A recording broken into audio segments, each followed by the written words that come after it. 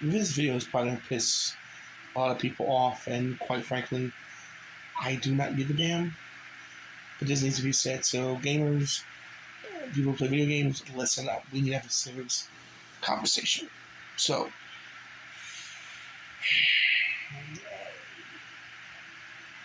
it, I've noticed, like, this year,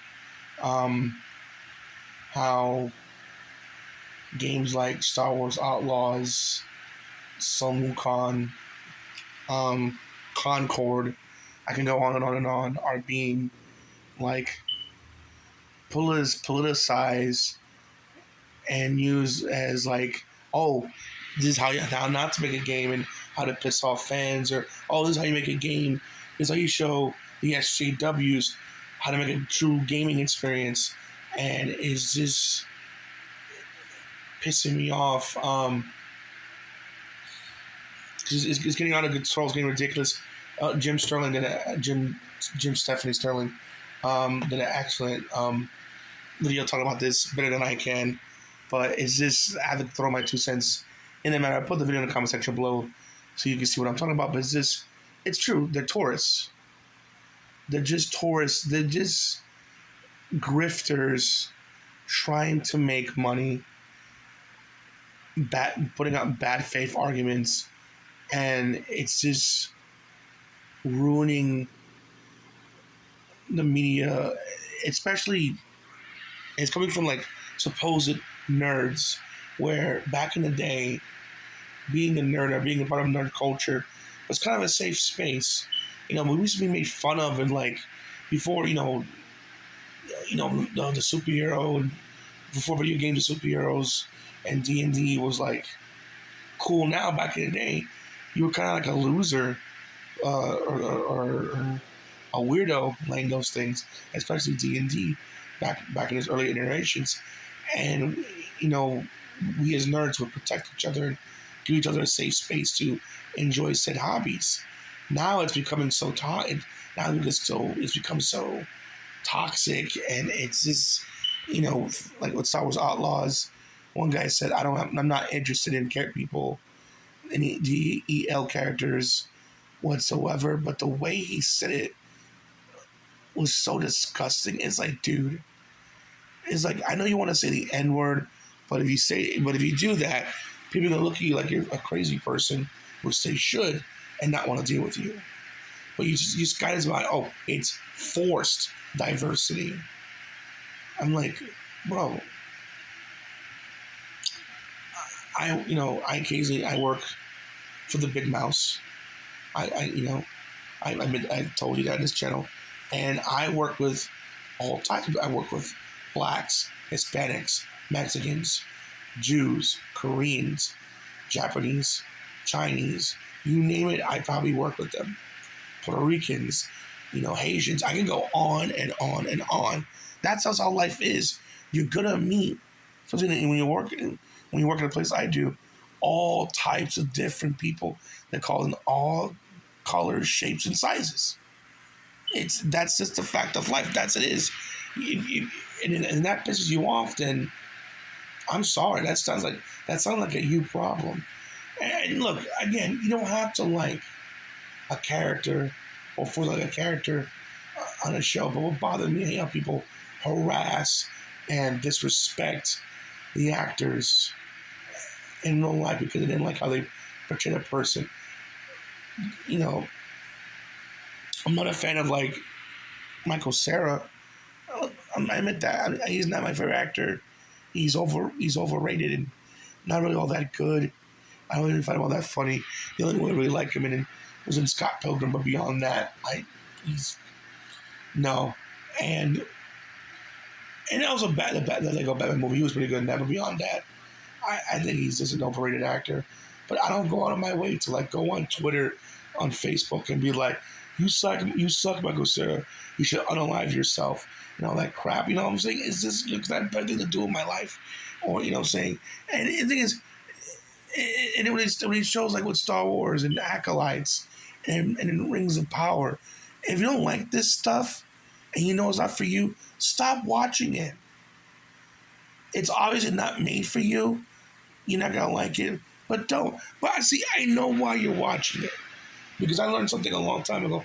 Ever since The Last Jedi came out, people made mad money off the hatred of Star Wars, and now they're piggybacking off that and trying to put on everything else. I mean, I see it done to He-Man. Like people claim, oh, the girlfriend was gonna kill off He-Man, and the girlfriend's gonna take over the show based on zero evidence whatsoever. I'm hearing now this indie game about a black detective got announced, and these people were like already like screaming, it's gonna like shove down SJW propaganda, and it never did. It wasn't even about that crap. And my God, Sung Wukong, Black Wukong, was just got caught in this crap of all like, see, this is how you make a true game. Screw the SJWs, and it's like, and it dominated the conversation to the point that I didn't even know it was a Dark Souls like game until like the Stephanie Sterling video. That's how bad it was. Is it even any good? What's it about? Like, okay, it's a Dark Souls like game. Okay, it was confusing, but that's what dominated the conversation. Not the gameplay or the story or the epic boss fights and environments. It's, oh, this is a game that's anti-SJW, so we like it. It just dominated the conversation, and it's true. I agree. If I was the developers, I'd be not only confused but pissed off. It's like, dude, we're just trying to make a Drain to the West game, but with Dark Souls like gameplay. We're not trying to like dismiss or like replace or show like this is how you do it kind of crap. And they also try to blame, that is the SJW-ness of Concord is why it failed at the ugly females and butch females. They try to play it into the game, even though they look fine, or why the game failed. No, the reason why the game failed was because it's trying to be a multiplayer hero shooter. But we have something like that already. It's called Overwatch. It tried to be an Overwatch, and it failed. The characters were boring. It did nothing new to change the formula, and it was so bad it only lasted 2 weeks. Yes, you heard that right. 2 weeks. It's all Concord lasted, and now someone's like scrubbing it like, what Concord? What are you talking about? Like it never existed. I'm like, hot damn, it failed. But not because of SJW, because that'd be a cheap carbon copy of Overwatch. That's why. It's just, and again, it's just ruining the things I love. It's just getting out of control, and it's pissing me off. Because like they're trying to like start these nothing burger arguments and create and generate hate. Why? For money. Clickbait money. Because these guys, they know they're lying. They know they're grifters.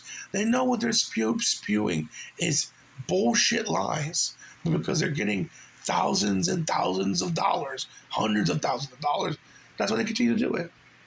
Because if there's no money in it, they won't even care and talk about it. But because they're profiting so much money, that's why they're spreading the bullshit. Cut the crap, man.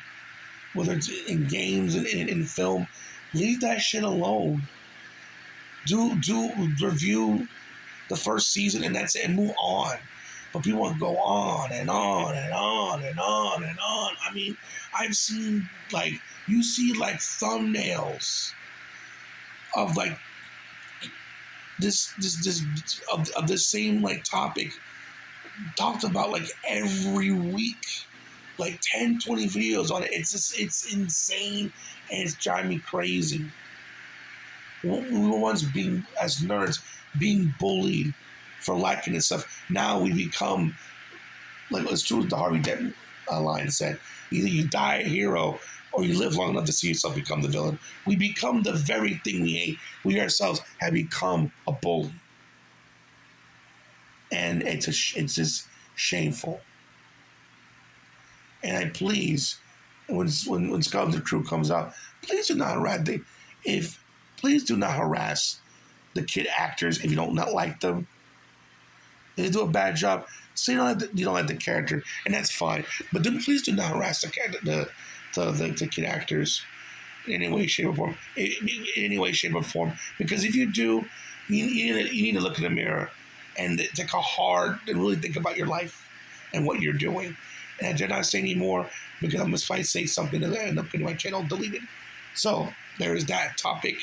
What do you think, guys? You think I'm right about what I'm talking about? You think I'm wrong? Let me know in the comment section below. All right, guys, that's my thoughts. Peace out.